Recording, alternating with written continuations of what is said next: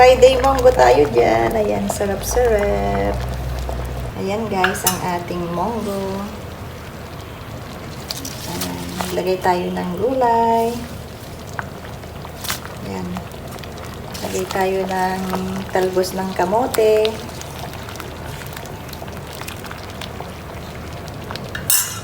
Ayan guys, talbos ng kamote.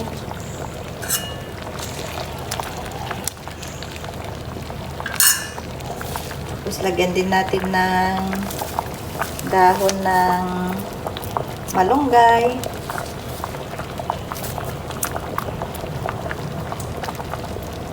So, yan na guys, ang ating gulay.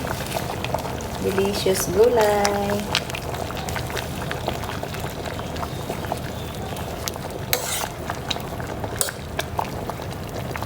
Monggo tayo dyan. Yan guys, yummy yummy.